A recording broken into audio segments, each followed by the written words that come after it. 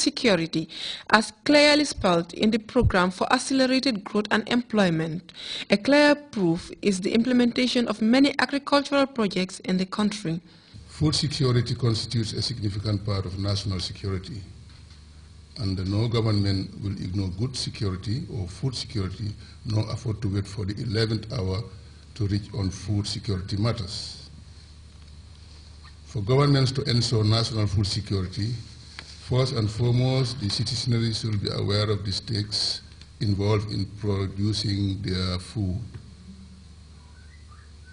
In the Gambia, His Excellency Professor Dr. Alhaji Yaya A.J. Jammeh, through his visionary leadership, has during the very early stages promulgated that the policy statement entitled Back to the Land, grow what you eat and eat what you grow.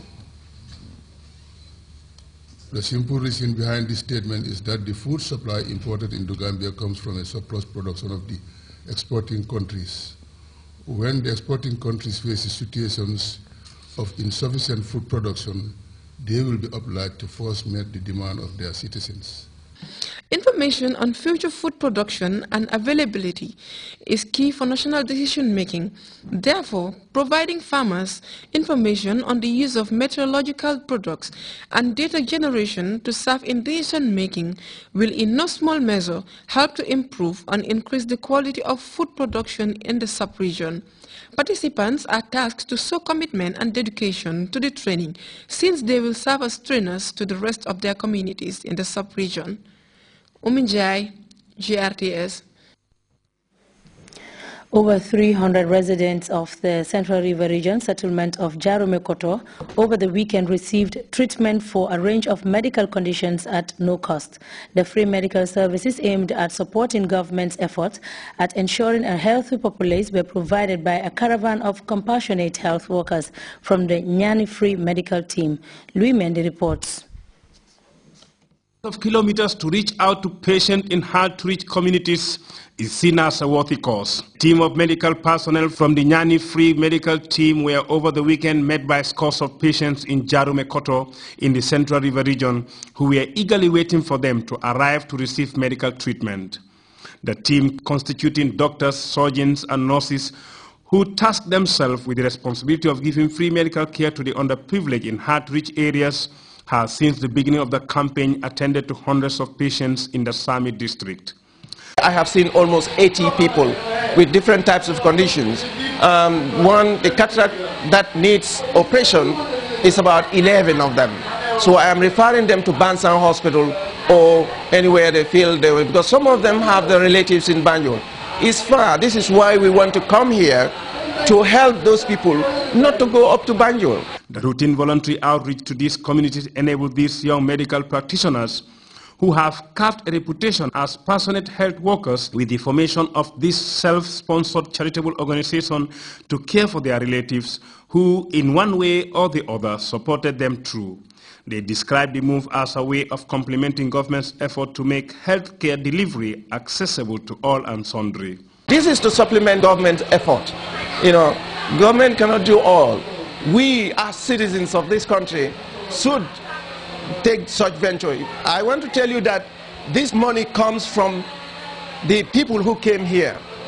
We took some of our salaries and buy some drugs, some philanthropists also helped in order to come here and serve our people. On arrival at the local health center in Jarumekoto, a village situated just 4 kilometers outside the historic island town of Kujanjambure, would-be patients from more than 6 kilometers were already docked in anticipation of the medical team, ready to attend to such cases like malaria, cataracts, body pain, to name but a few. People that had, for example, malaria, it would have been very late if they were not diagnosed timely and also treated on time. Okay, and that could have led to other health implications. For example, the patient would have suffered more, and it can also lead to death if action is not taken immediately. Their intervention endeared them to the locals, especially the elderly, who had to contend with the inconvenience of regular visit to nearby health centers. They expressed joy over the package while hailing the efforts of these young health workers for their role in fast-tracking government's efforts to enable healthy nations. The medical caravan, bent on helping government in mitigating health-related problems in hard-to-reach areas, attracted a decent number of patients from far and near, speaking volumes about the admiration the people of CRR have for them. Louis Mendy, GRTS. From there, we'll take our first break. Stay tuned.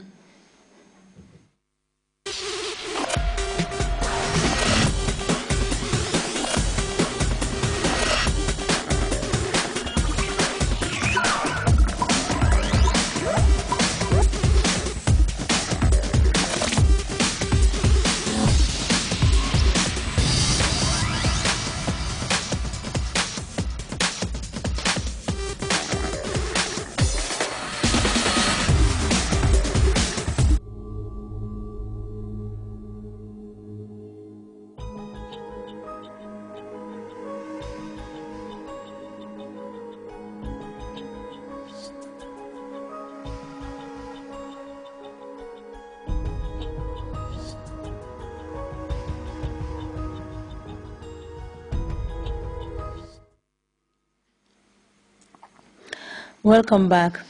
In Venezuela, the government and opposition are blaming each other for weeks of unrest. Both supporters and opponents of the government have taken to the streets in recent days as President Nicolas Maduro faces his biggest political crisis yet.